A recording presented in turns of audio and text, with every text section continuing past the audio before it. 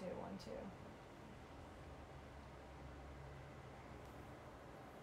1, 2, 1, 2.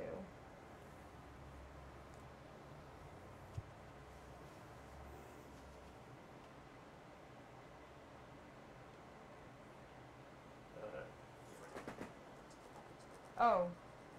Do you hear something? Yeah. 1, 2. 1, 2, 1, 2. I feel like I can hear it now. I don't know. Do you hear it? We're not talking here. Oh. Yep. Do you hear something? Yeah. Yeah, I hear it. I can hear it. But we now. hear you too, so. All right, I hear you. Yeah, but we're not talking here. I hear you as clearly as I hear me, so the mics may not be working. Say it again. But we hear you too, so. All right, I hear you. Okay, Jordan's mic seems to be working better than mine, so. Okay. I hear you as clearly as I hear me, so the mics may not be working. Say it again. But we hear you too, so. Okay, Jordan's mic seems to be working better than mine. So. We should just do. All right, let's just do it, and Ty just. Jordan, say something. Don't talk. 1, 2, 1, 2, 1, 2. Okay, listen, it's not. But I think we need to. We need to end this stream because all of this is going to show up if we don't. Okay. So, and then restart. What was the problem?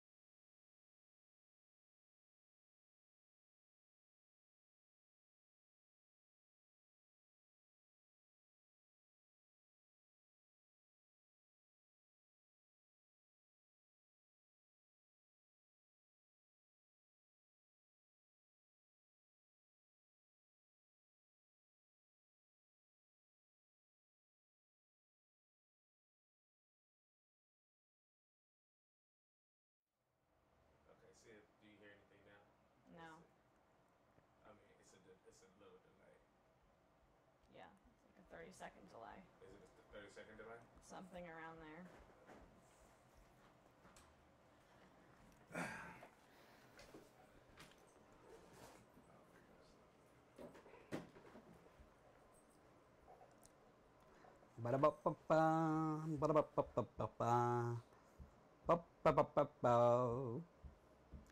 Quit playing. Oh, you guys can hear? They can hear sound. They could hear. They could hear. But then, every time that But you can't hear? it says, but the audio is very low.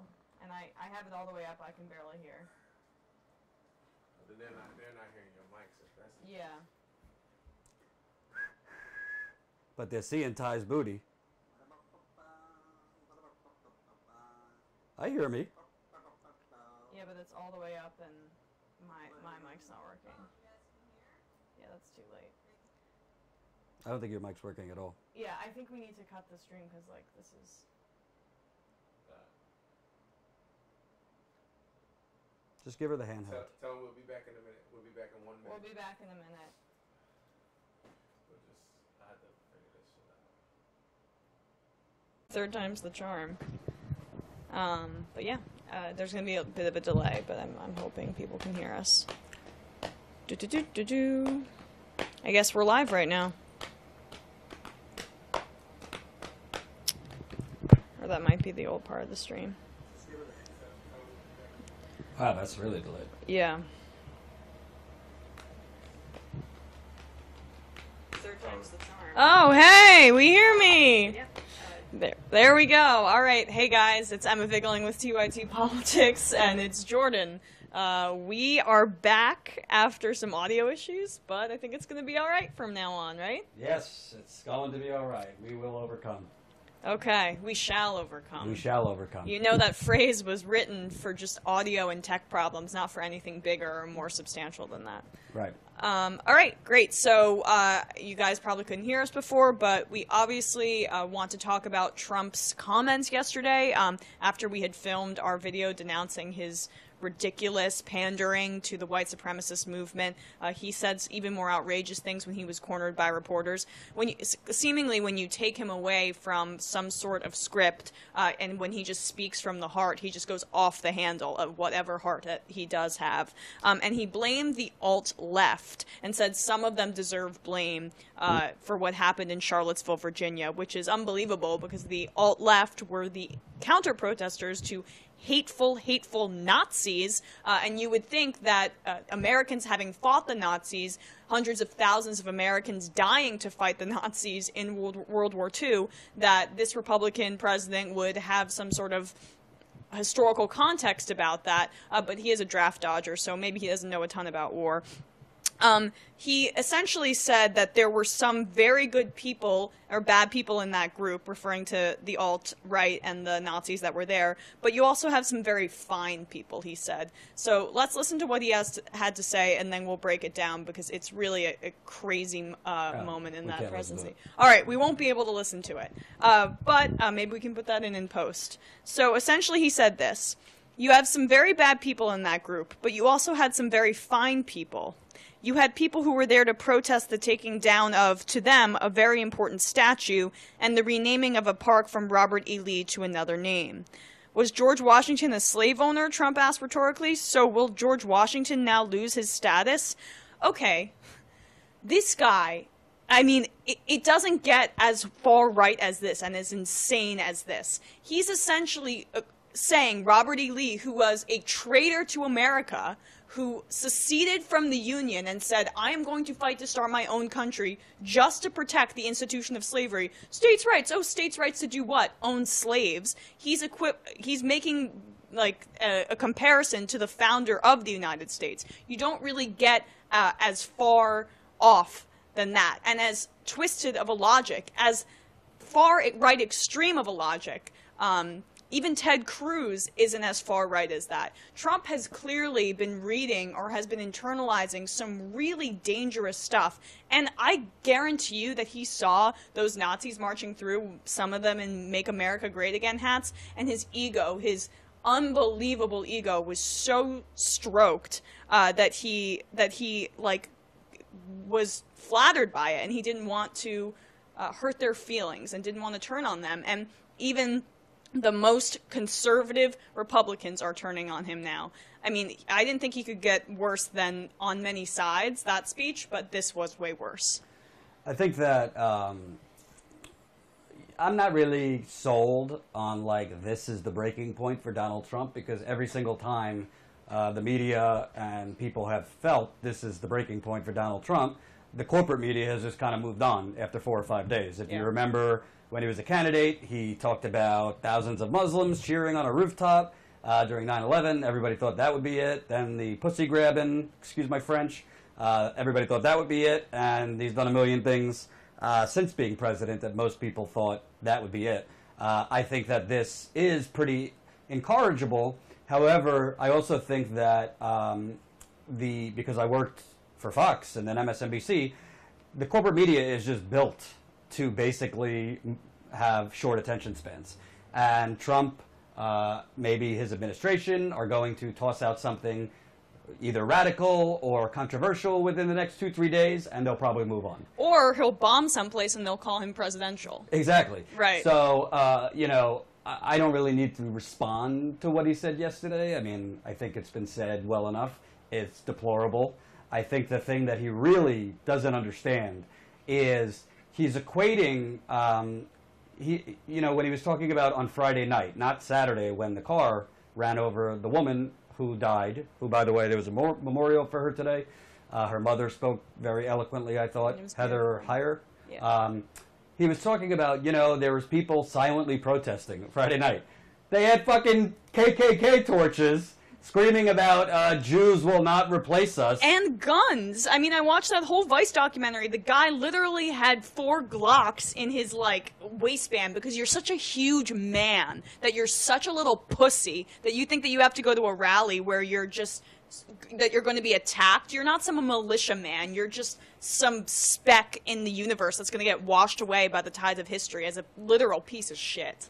And I think that if you haven't been paying attention, the updates are his whole Business Economic Council has, quote, disbanded, which essentially means the Trump administration decided to end it because business leaders were leaving leaving it every hour. There was a new business person leaving. I have mixed feelings on that in particular because they weren't leaving when he proposed a Muslim ban or deporting all these people and, the 25 other terrible things he's done. His actions have been deplorable and un-American, yet business leaders only will leave when their business is on the line. Make no mistake, they cannot stay on anything connected to Trump at this point and keep credibility for their companies. But the thing that's really, I think, the next thing to watch is how it all plays out from here. You would think Gary Cohn, who I believe is his chief of the Economic Council or some stuff like that, he's Jewish. It was reported that he was just frustrated and all that. Whether he resigns, there might be some other people who resign. But I think the most important thing is at this point, I am not sure. I really can't give you a gut instinct because I don't have one. I am not sure if Trump is saying these things or not saying these things simply to cater to a base anymore. I don't know if he's simply trying to cater to a base or if he simply is just a racist and he doesn't know he's a racist, because it's kind of just forget politics, a middle school student or less can be told the two scenarios of KKK people versus, the Antifada or whatever they're calling it, and know that the two sides are not equal. So I don't really think it's really playing to a base. I think this is just who he is. He is a racist. He really believes, as we've seen from the Central Park Five, to the way he talks about African Americans, my African American over there, he really believes that there is, on all things, bad hombres on all sides, and obviously his daughter cannot convince him otherwise. She's Jewish, her husband's Jewish, so neo-Nazis didn't even deter him from defending his daughter and son-in-law. So, I think that this is going to go on for a few more days. I think the corporate media will move on to something else. Who knows? Maybe Jeff Sessions will open a case into something radical that will deter their attention, or he'll bomb somebody. I'm just not convinced that this is it for Donald Trump. I know Cenk did a segment yesterday, kind of declaring him KO'd, and that's it.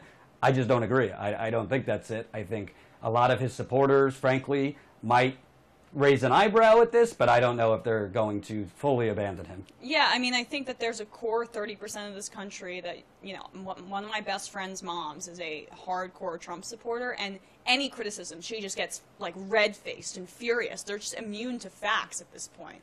And they just want that bloodthirstiness. They are the people that would follow the strongest ape in the pack, the one who beats his chest the most. They just like that Trump just says what he means and says what he says and screws over other people, and they are turned on, not, obviously sexually, but politically and by that kind of rhetoric. I also will say that how Trump sees the world is such a disturbing part of the presidency, because he again sees people as winners and losers, and my people and people who aren't mine. So he doesn't see himself as serving the American people. The reason he won't denounce the alt-right and the Nazis that participated in this rally is because he sees them as my people, the people that are loyal to me, the people that like me. So it's never about what's best for the country. It's about what's best for him. And I think we saw that to the fullest extreme with these comments and after the Charlottesville protests and the murder that happened there. So it just is a huge window into his disturbed, unstable psyche. And just an update, Jamie Dimon, who was very key in the collapse of the economic system here and destroying the 401ks of many of you watching, he just issued a statement saying, I strongly disagree with Trump's reaction to Charlottesville, to the events that took place in Charlottesville, and he agreed with disbanding Trump's Economic Council. So I think Jamie Dimon left the council, Richard Trumka, the head of the AFL-CIO, and many other business leaders left. The last thing I'll say on this is I think that... Also, Trump disbanded the council altogether. Did you see that? Yeah. Like a child. Like I said, Trump basically disbanded it because he knew every single hour more business leaders were going to leave the council, and he wanted to just stop the bleeding proactively. But the last thing I'll say is, you know, I don't always want to bring it back to the corporate media, but you must. The bottom line is this. You know, I got grief that I didn't cover Trump as much as as much as I covered Clinton and all that. That's fine. People can criticize me if they want. It comes with the territory. But it's not like Trump wasn't saying a lot of these things and showing these sinister tones for 2 years. Jake Tapper, who's, by the way, is probably one of the better of the worst. Jake Tapper interviewed him where he played dumb on not knowing what the KKK was or not knowing who David Duke was. He very tepidly pushed back on him, and then he moved on to a question about what's your criteria for a vice presidential pick. I mean, the list goes on and on. You know, Morning Joe, who's leading the resistance now, and how did this happen? They let him call in his underwear, and I remember after one of the debates, Mika started to show, oh, Donald, that was a fabulous performance. In that same performance, he was talking about banning Muslims from the country. So there is media culpability here. Maybe I have a little bit of fault as well, but it's always troubling to me when you start seeing, yes, it's correct that the media is condemning him and politicians are condemning him, but it's easy to do it now. Where were you then? You were giving him unlimited airtime, and you were normal, as Susan Sarandon, hate to name drop, was saying to me that he's normalized racism, and they helped him do it. They absolutely helped him do it, and how they helped him do it is focusing on the horse race and the spectacle and not on substance. And yes, that's really the heart of what the media... There's two really glaring, overarching main problems with the corporate media and mainstream media. It's that, one, they focus on who's up, who's down, and the lack of substance in their policy discussions. And secondly, it's that their media narratives are dominated by an adoration for the establishment. Their criticisms about Trump have not been substantive. They've been because he has violated their adoration for the mystique of the presidency, for the gorgeous city on a hill way they view the U.S. presidency, the staple of American history, and he's violated that. He's been very rude. Yes, that's a disturbing aspect of it, but more disturbing are the policies that he's enacting and that are going to harm the American people for decades to come because the Democratic Party couldn't beat this clown. Moving on now, I'll start this next one. And remember, if you're liking the discussion, #RealityRescued right now on Twitter. Let's get the discussion going. We are trying to do this out of New York, hopefully every day. Yeah. At some point, maybe in a studio instead of my apartment. I hear TYT just got 20 million, so tell the mailman. So anyway, yeah. So as bad as Trump is, there's also blame on the Democratic side. Trump used in his press conference, whatever that was yesterday, the term alt-left. If you don't know what that is, I don't either, because it's a made-up bullshit term that was pretty much made up. It's kind of like a tag team partnership. Sean Hannity uses it a lot. The alt-right, in defense of themselves, use it a lot. It's kind of this red herring, like, well, what about the alt-left? Yes, there are some, frankly, kooky people to the left of Emma and I that I don't even think are really progressive, and they are kind of regenerating like something online. But overall, there is no such thing as the alt-left. But you know who pushed the term the alt-left? Neoliberal hacks who have been trying to knock down the exploding progressive movement. Well, do you want me to read this piece by Sarah Jones? I want to start with a tweet. Gotcha. So our colleague Nomiki Kuntz, who's probably drinking Pinot Noir in Spain or wherever the hell she is on vacation, she took time to tweet last night in response. She tweeted in response to the Trump says the alt-left bears some responsibility for violence in Charlottesville. Nobody wants to say that. So Nomiki, in response to Trump saying that, said, I think it's time for us to call for the head of the Center for American Progress, who continuously calls those on front lines of protests alt-left, to resign. Boom. Who she's talking about is Neera Tanden, who I've gotten in some Twitter fights. I'm blocked by her. Are you blocked by her? I am. Yeah. So you ain't cool if you're not blocked by Neera Tanden. Badge of honor. So it's not just Neera Tanden who has used the alt-left vernacular. It's MSNBC host Joy Reid. I have also been blocked by her. Not blocked yet. All right, we're getting there. Well, we're getting more popular. So Joy Reid has, when attacking the Bernie Bros and now sisters, she has coined the alt-left. Joan Walsh, another MSNBC host, she's with The Nation. I've gotten in epic fights with her on Twitter. They've used the alt-left. And I just want to be very clear. I am not ascribing racial sentiments to them. I don't think any of them are racist. Obviously, Joy Reid is African American. So that's not what we're talking about here. But what we're talking about is these neoliberal corporate hacks, in my view, have basically coined a phrase or been tag teaming with Sean Hannity to create the alt-left, essentially, to, you know, try and discredit, delegitimize the exploding progressive movement. And now the President of the United States, in his fascist speech, is borrowing their phraseology. Absolutely. So The New Republic is a great publication, and Sarah Jones is a wonderful writer that writes for there, and she talked about this a little bit, and she said, unlike the term alt-right, which was coined by white supremacists to give their age-old movement a modern edge, the alt-left is an insult. As my colleague Cleo Chang wrote in March of liberals who continue to use the term, a graver sin is the adaptation of a term that was created by conservatives to smear the left and discredit criticisms of the glowing crowd of the racist right. So that is true. It does allow for this media narrative like, there are crazies on both sides. There's the alt-left and there's the alt-right. No, the alt-right was, they deemed themselves the alt-right. It was a rebranding model for white supremacists, for racists, for far-right crazy people that want to dismantle this government and bring it back to the 1940s or whatever. Yet, because Democrats wanted more and liberals wanted more than Hillary Clinton's center-rightness and demanded that she not take corporate money and demanded that she back away from these trade deals and demanded that she speak out on the Dakota Access Pipeline, because that was what the left wanted. They were deemed so crazy by Joy Reid and Joan Walsh that they were deemed the alt-left. That doesn't make any sense. That's just the base of the party as opposed to essentially white supremacists rebranded. Some of the tweets that were in this article from Neera Tanden. I'm surprised I can see them because she blocked me. But she said, I remember last summer when I pointed out Russia's role in leaking / the elections, and the alt-left attacked me for McCarthyism, #backwards. So she said that in February. Lots of insane buzzwords in there. Of course, she had to throw in Russia. Joan Walsh also said, using this term, well, Hillary Clinton made it a brighter place, but it wasn't valued, even on much of the American left, especially the alt-left. Apparently, Hillary Clinton is not valued by the alt-left, which is true because we actually demand more from our politicians. There are other tweets that throw Jill Stein in the mix for the alt-left.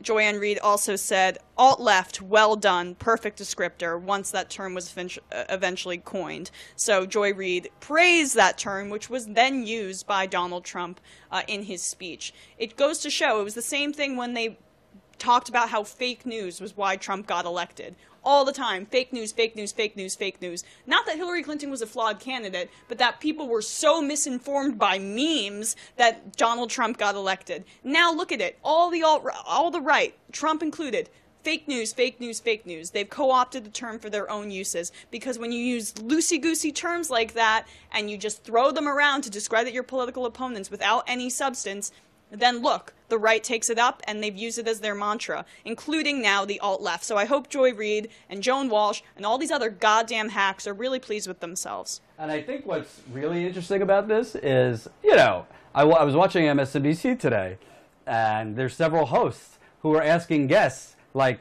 what does the alt-left mean? And basically saying what we're saying. It's a made-up term. I heard Andrea Mitchell say that, who's no progressive. She's an establishment journalist. Yeah, I heard Stephanie Rule, I think her name is, like, you know, Trump's making up this term. I think you should all get together in the NBC commissary and talk to your friend Joy Reid, because she's been pushing this alt-left nonsense. So to be very clear, so my words are not twisted, Joy Reid, Joan Walsh, Neera Tanden, they have nothing to do with what happened in Charlottesville. I'm not blaming them, so let's be clear. I'm also not saying they're racist. Those two things are not connected. What I'm saying is, when a fascist president of the United States and Sean Hannity can borrow phraseology from neoliberal idiots who are basically trying to resist progressive change by ascribing ridiculous fake terms and trying to equate progressives with fascists and racists, because that's what the alt-right is. I don't even want to call it the alt-right. It's the white supremacists. Right, it's giving them their name that they want to use to make themselves more like ice cream and happiness. They're not the alt-right. They're white supremacists. Steve Bannon is a white supremacist. Breitbart.com, if not explicitly white supremacist, stewers in a big gumbo stewer of white supremacy. So the bottom line is, when you have MSNBC hosts saying, oh, what is the alt-left? I know Joy Reid's not tweeting about it today, is she? I'm sure you're not going to hear about it on her show. I'm sure Neera Tanden, who is putting together, I believe, an Ideas Conference, they're calling it. That doesn't sound vague at all. The Ideas Conference, which is essentially another scam conference, like the one I just covered, sorry, Netroots, to basically get together establishment people, play identity politics, and try and keep the Democratic Party in the center. The bottom line is, they are not to blame for Charlottesville. But we need to be clear right now that these people are intellectual frauds. Joy Reid, by the way, I booked her a few times when I used to be a guest booker at MSNBC. She was actually quite lovely when I spoke with her before she got a show. Maybe the lights have gotten too bright. But these people, essentially, to try, and they can't win in the battle of ideas. So when I tweeted Joy Reid, in response to that in the past, she said, stop mansplaining. And oh, Bernie bros. And the same with Joan Walsh. When they can't win on ideas, they ascribe to you sexism or racism. Donna Brazile, I believe, did that to you as well. Right. Or the alt-left. And you know what? I'm not a perfect person. Emma can tell you I'm not a perfect person. I am. I'm a little stubborn in some ways, but I will acknowledge when I'm wrong. Maybe I should have covered Trump a little more. I don't think I made the difference in his election, and if I did, pay me more, because that would mean I'm much more important than I think. But until these hacks are called out as hacks, because you know what? The bottom line is, it's not sinister. What they're doing is not based on race. What they're doing is based on misdirection. They're trying to distract. They're trying to discredit the progressive movement. They're trying to equate progressives who, yes, we have a purity test, Medicare for all, and actually representing your constituents rather than the donors. That doesn't make us equal to white supremacists. Those two things, very different. So the fact that Sean Hannity and now the president are borrowing terms from Neera Tanden and Joy Reid, you guys should look in the mirror and be ashamed of yourself. Closing thoughts? I think that's how we should close. Boom. Jordan's not perfect. I am, and that's what you get to learn from this educational video. Well, I do want to add. So, folks, if you want to know the real behind the scenes, my lower back is killing me. My shoulder is partially torn, my rotator cuff. I am working on my digestive health. I'm going to leave it at that.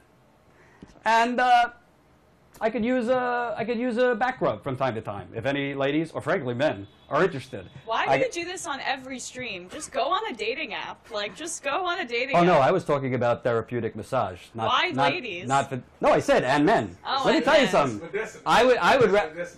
did I tell you, Ty? It's not gay if it's for medicinal purposes. And I am totally fine with gay. I'm just not gay. But my point is, I need help, and these asshole neoliberal hacks are really pissing me off. and my stress level is already high because my body hurts. So I'm going to try to calm down next. Okay, great. I think you wanted to introduce this one about Amazon. You. You want me to? Mm-hmm. Okay. Frankie says, Jordan, I will talk to you, baby. Bring it, baby. Upper East Side. All right. So Donald Trump went on Twitter, I believe it was today or yesterday, to talk about Amazon, because Amazon is owned by Jeff Bezos, who also owns the Washington Post, is now, I believe, the richest man alive, right? He surpassed Bill Gates, I know that. He tweeted, Trump, "Is fake news Washington Post being used as a lobbyist weapon against Congress to keep politicians capitalized, it's not a name, from looking into Amazon no-tax monopoly," Trump tweeted.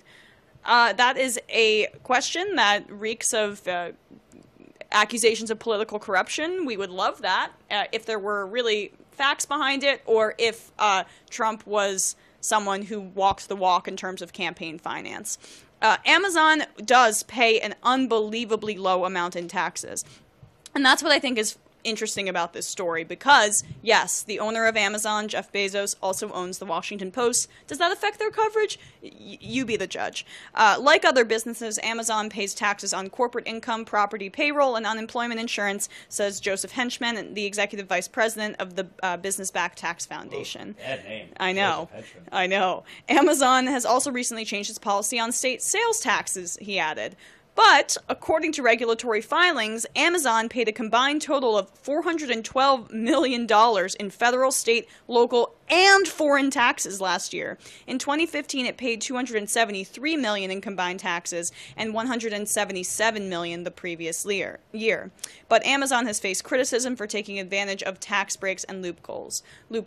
Only 13% of Amazon's profits went to federal, state, local, and foreign taxes from 2007 to 2015, according to an analysis by S&P Global Market Intelligence.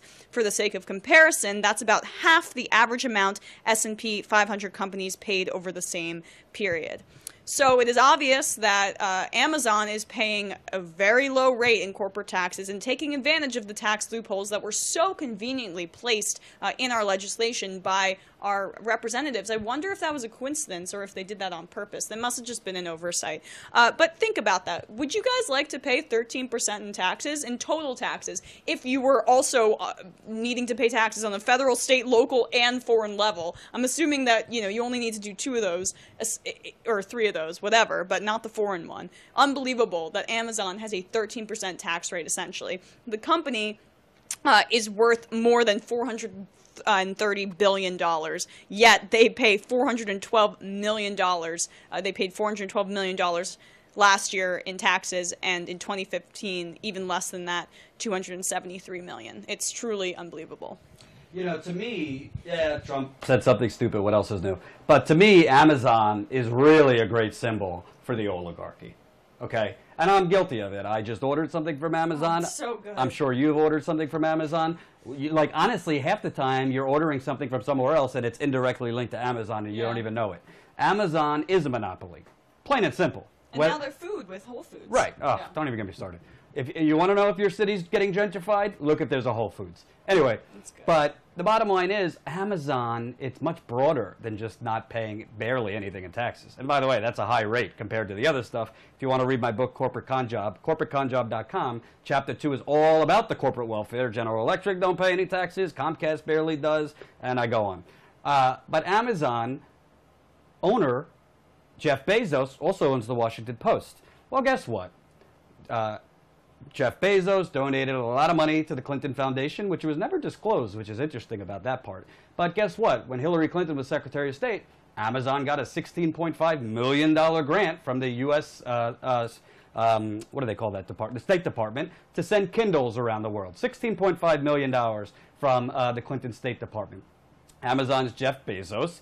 Also, the Washington Post, which is owned by Jeff Bezos, had a literally secret fundraiser with the Clinton campaign. I'll read you the story. It came out in WikiLeaks that within days of Another jaw-dropping email. Apparently, the Washington Post was hosting a party.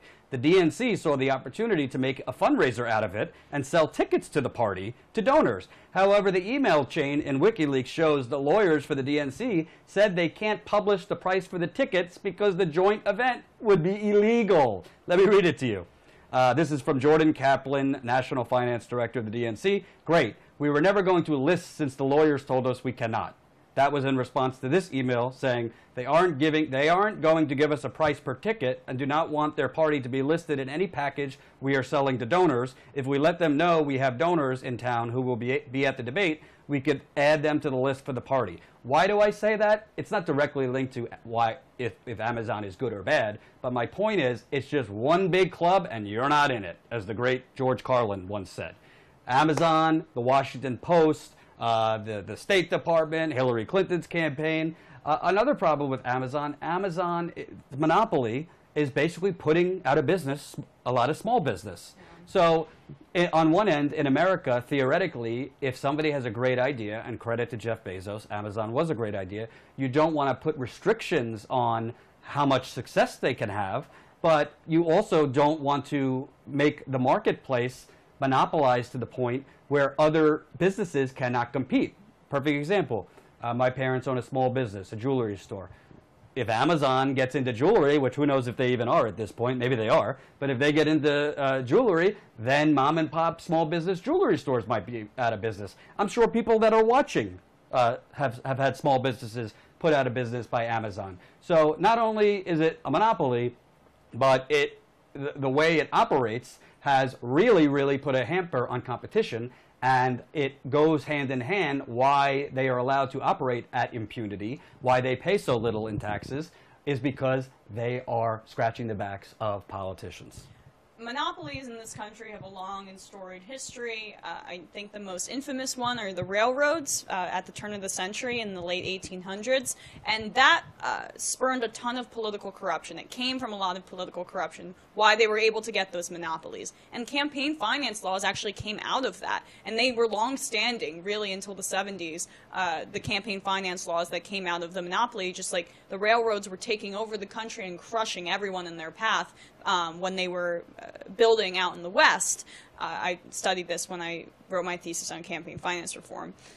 Now we are in a similar situation. There are a lot of monopolies in this country. We are heavily concentrated in terms of our financial institutions, obviously too big to fail. I think that it's very underreported how our media conglomerates and our phone companies, phone and internet companies, are heavily monopolized. I mean, AT&T, Verizon, those are the two biggest in the country, and then you have kind of T-Mobile and Sprint as the second tier. But like, how can any smaller telecommunications company come up in this country anymore? Well, part of the problem was Bill Clinton deregulating the whole telecom industry. Absolutely. But it's interesting because I think 100 years later, or a little bit more than 100 years later, we are seeing a similar kind of consolidation of power as we did back in the railroads back in the 1890s and early into the 1900s, and something's got to give. We had two major presidential candidates, one who's now president, running on campaign finance reform and running on draining the swamp, getting rid of corruption in America, and I think that's a byproduct of the fact that these major corporations are just crushing people because they have been able to concentrate their power so effectively. Hopefully, we will be able to fight back and put regulations in place like they were able to over 100 years ago in this country. But right now, the deck is so stacked against us that we really got to get moving right now. And I will end with this. You know, it goes back to what we were talking about earlier. Corporate executives like Jeff Bezos are a big part of the problem in America. Something we didn't talk about. The New York Times is doing blowjob pieces to Jeff Bezos. A couple years ago in Washington State, Jeff Bezos dumped $100 million into the coffers of government to stop a progressive wealth tax in Washington State. Does it make him an awful person? No. But the point is, Jeff Bezos and Amazon and now Washington Post, and I'm sure he owns other things I don't know about. Jeff Bezos, like the Waltons, like these other multi-billion-dollar plutocrats, they have earned their success. They got some help along the way, but they deserve credit for that. But until America stops being this land where essentially once you earn that success, if you then pay off the politicians, you have carte blanche to do whatever the hell you want, then the income inequality is going to continue. It all starts with money in politics. I agree with Cenk and the main show on that, because that is the central problem. Until we stop making it this wild, wild west, where if Jeff Bezos wants to pay off the Clintons or whomever he's paying off, or the Washington Post, which, is it a coincidence that the Washington Post did a secret fundraiser to help the Clinton Foundation and then wrote 16 negative, literally, it takes work to do 16 negative stories in one day about anyone, much less Bernie Sanders. It's all connected. It's one big club. And if you don't have a lobbyist, if you're not a business owner, you ain't in it. And that's the problem. Yeah. Also, I'm hearing a little bit about the $20 million in the live chat and saying we're sellouts. Oh, yeah? I'm curious why you think that. Wait, does this look like a sellout? This wrinkled thing or the bad audio? Look, it doesn't, because we talk about campaign finance reform, it doesn't mean that we can't make money as a company. I mean, if we were to use that $20 million to buy off politicians, then yeah, we would be hypocrites. But well, you know what I think is interesting about the attacks on TYT? And by the way, on issues or stories, listen, Cenk's a public figure, Anna's a public figure, John's a public figure. So if you want to hit them on politics or you don't think they're progressive enough, go for it. You know, I have my issues and I've said it publicly where I disagree. But what I don't get is like, it's a business. TYT is not like, as far as I know, it's not a nonprofit. No. So it's like a business. So why is it a controversial thing to invest money? They're not investing money from Goldman Sachs. They're not taking money from like ExxonMobil, and if they were, I'd be quitting today, because that would be against the principles of the company. But for them to get money that's going to be, to get investments that's going to be put back into the company to actually maybe get us a studio, hire more people. I mean, there's a big, big difference between being against money in politics and being against money in business. I'm not against people getting investments for their company as long as it's legal. I just don't get it. yeah, and it's a criticism that really has no like merit in my opinion. I just think that you have to be pointed in your criticisms. You have to point out hypocrisy when there is them, and it's not hypocrisy. We want to get our checks paid. We want to live a nice life. And by the way, I'll just say this, because a lot of people, I think, have short attention spans. If you want to criticize Cenk of the Young Turks for making money or getting an investment, okay.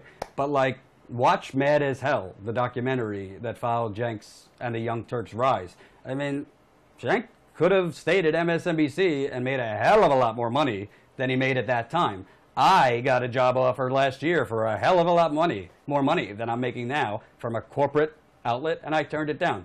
A lot of people at TYT take less money because they want to work in independent media and actually have meaning in what they do. So it's easy to hate on the internet. There's a lot of people actually making money off of hating on TYT. They have found out this recipe that if you put the Young Turks in a headline or Jordan in a headline or whatever, you could get clicks. So God bless you.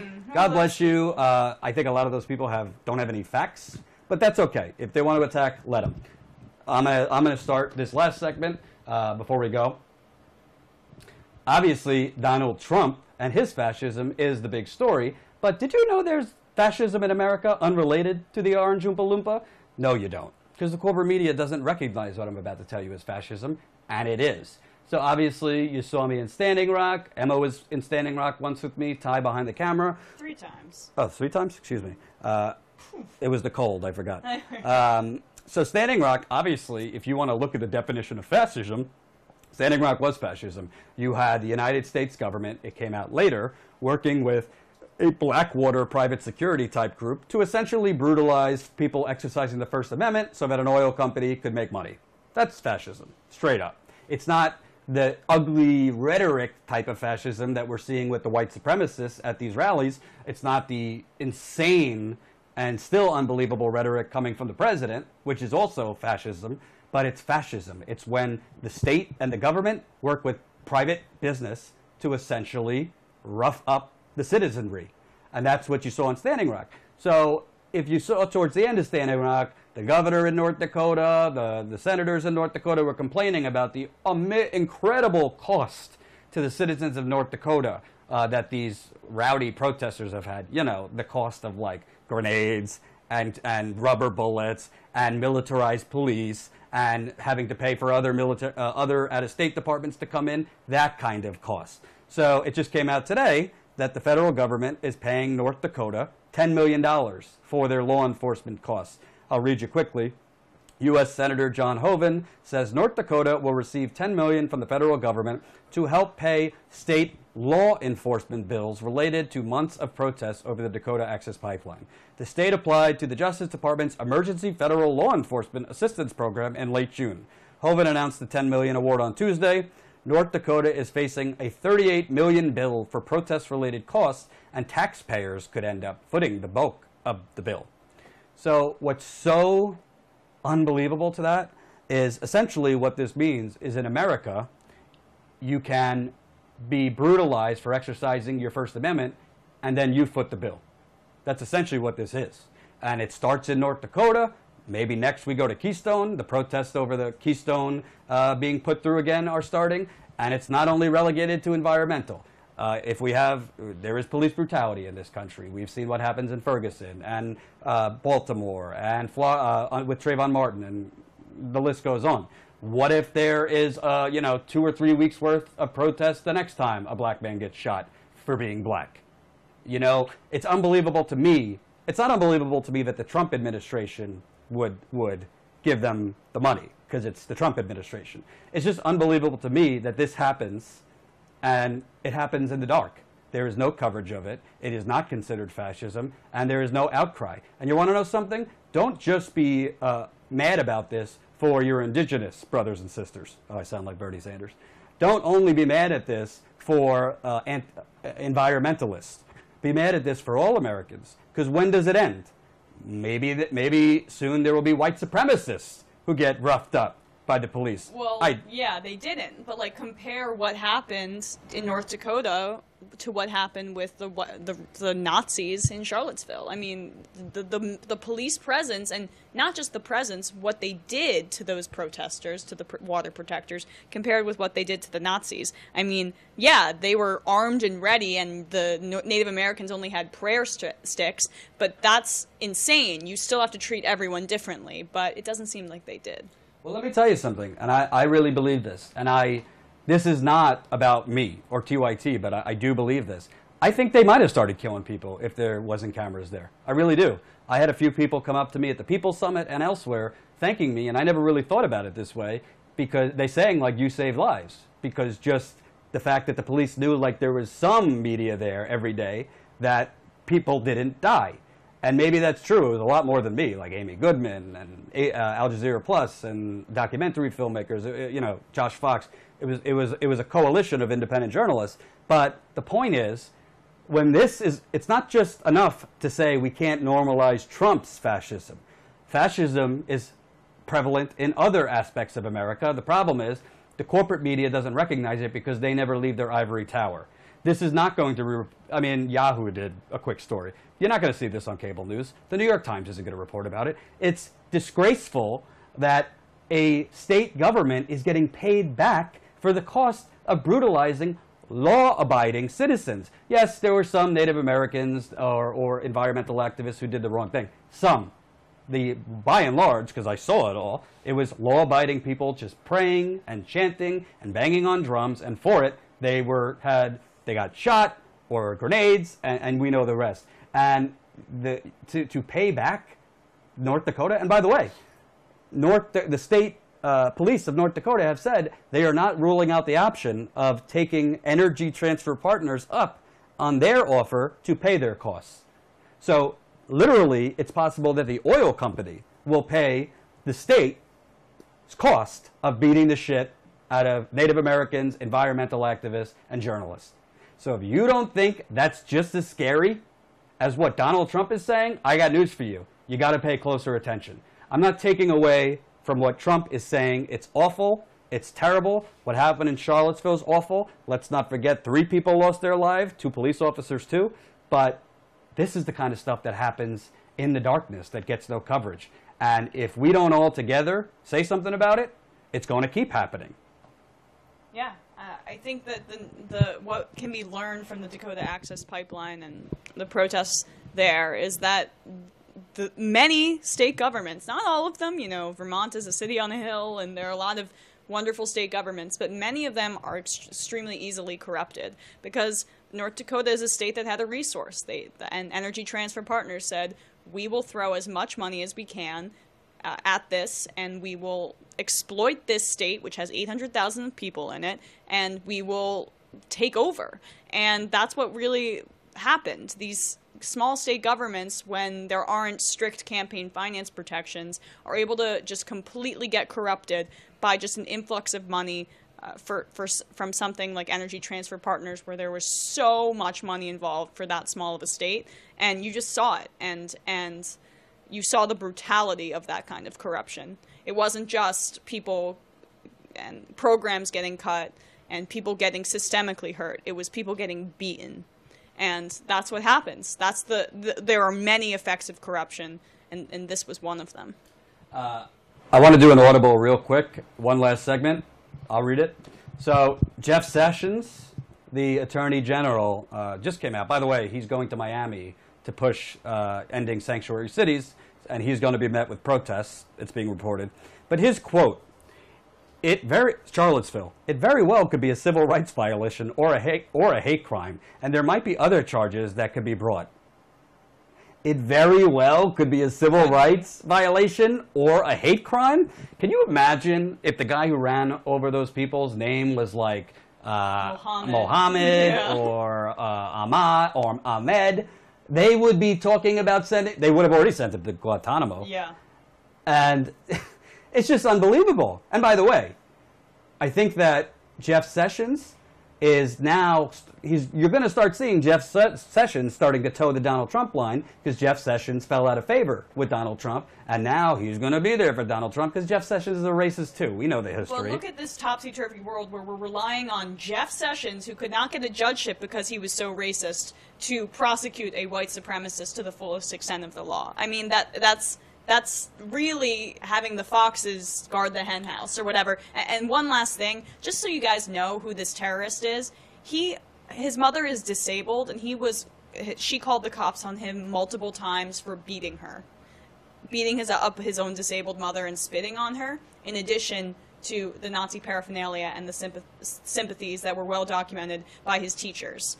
So this guy is just like the worst of the worst. And if Jeff Sessions does not go after him as a full-blown domestic terrorist, we will see in black and white, no pun intended, the true colors and the true racism of Jeff Sessions. And let's see what else he had to say. Just quote, so we are working it intensely on the assumption we might want to prosecute him. We're also working with the state and local authorities that clearly have jurisdiction too. And often they're the ones that have the best charges. Uh-huh. Yeah, so Trump basically in his little whatever that was yesterday said, well, you could call it murder, you could call it terrorism, I'll leave it to you to call it what it was. So he doesn't want to call it terrorism. Jeff Sessions, we may prosecute him, meaning, well, may they not? Can you imagine if they didn't prosecute this guy? That would really, I'm sorry, that would start like riots on the street that would not end. That would make Rodney King look like fucking child's play if they don't prosecute this guy. I think they're not that stupid, but who knows? But I think the troubling thing is, again, the corporate media is going to move off of this in a few days because that's what they do. Trump is going to say something more radical or stupid on something else, or there's going to be a military escalation, or Sessions will do something awful, and they'll move off this. And that's what happens so many times, whether it's Freddie Gray being murdered, or Michael Brown, or Trayvon Martin, or Standing Rock, or, all these things. They have a short attention span. That's why what I try to do with TYT Politics is stay on stories. It doesn't always go viral. A lot of these stories don't get hundreds of millions of views, but you know what? That doesn't really matter to me, because it's important to do the right stories. I think the audience then comes. It builds slowly. First, the audience has to know that you're doing those stories. So, as I teased yesterday, there are some changes coming to the channel. So stay tuned for that in the fall. What will those changes be? I'd like to know. I actually do know, but I can't tell you. But there's some changes coming that I think you're going to like very soon. They're going to include a lot more of Emma and me. No Miki, maybe Ty. We'll see about that and some other things. So stay tuned for more. You are going on vacation. I am. Let me just say, Colton B asks, when are the Reality Rescue t-shirts coming out? When we iron the backdrop. Yeah, first we have to deal with this whole situation, and like I think I'm coming in 1 year. That's what I hear. Well, that's tell them it's going. Oh, we're gonna be all good. We're gonna be eventually. We are figuring out the audio. We swear to the Spaghetti Monster, and eventually we'll get those Reality Rescue t-shirts. But I think maybe a studio should come first. But you know, let's be real, okay? Jank, I think, started the Young Turks out of his living room. I'm sure it wasn't fabulous then. Would you rather like 5 to 10 minutes of bad audio and then it work, or 24/7 of terrific production value of corporate propaganda? I'd rather stick with the bad audio, and it's going to get better. We're going to get better. But we can have both, and we will. Wait, are you saying both sides? No, I'm kidding. Okay. On many sides. Many sides. We'll have audio on many sides. So tell the audience. You don't have to tell too much. Oh, yeah, no, I'm going on vacation with my dad and my stepmom and my stepbrother. My boyfriend can't make it, but, you know. Where you going? Why do I have to tell people? You don't have to say with the room number. Just where are you going? No, so I'm going to Cape Cod. My grandma used to live there, and so we go every year as an honor to her. Way to be a dick about it. Are you having clams with John Podesta or? I don't think so. Okay. But you know, I mean, like the Cape, it's not as bougie as other places. But I do have to do a 5-hour drive after this. 5 hours without stops. So we shall see what happens. Interesting. So as we close, I didn't see too many tweets yesterday, #Reality Rescued. If we're going to lobby the Young Turks to get us a studio and get us better stuff, they need to know you want this. So I see 440 people watching right now. If 440 people tweet, Facebook, whatever the hell you want to do, #Reality Rescued, whatever your thoughts are, try to limit the bad audio, focus on the positive. Together, we shall. We shall take over the oligarchy. Calling me an elitist, you know? Why? Did you go to Cape Cod? I don't go all the time. Oh boy, you know it's all right. It's vacation. Yeah, you can do it. I'm going to Jersey tonight, so that's certainly not bougie. Why are you going to Jersey? Don't worry about it. I got some things going on. You got a Where problem? in Jersey? What have you been doing in my apartment for the last 3 days besides drinking Michelob Ultra, leaving food and empty beer bottles all over the floor? Don't smear me. Yeah. You guys, like, you bicker like children, you two. Now, tomorrow, I'm going to have a special guest host, since Emma's not going to be here. I don't even know who that is yet, but we're going to have a guest host. I think we're going to do it probably, I'm thinking, 1 o'clock. Hopefully we have the audio fixed, so come back tomorrow at 1 o'clock. It's TYT politics time, so 1 o'clock could be 1:30, but preferably 1 o'clock. Oh, yeah, we on CP time. We're on what We're on CP? CP time here. What's CP time? Colored people time. Oh, colored people time. That was a black person saying that, not me. That term? No. Well, that's what you told me this morning when I first got up. Yeah. I'm kidding. Yeah. So anyway, thanks for watching. We'll catch you tomorrow, 1 o'clock Eastern time. Peace out. Bye.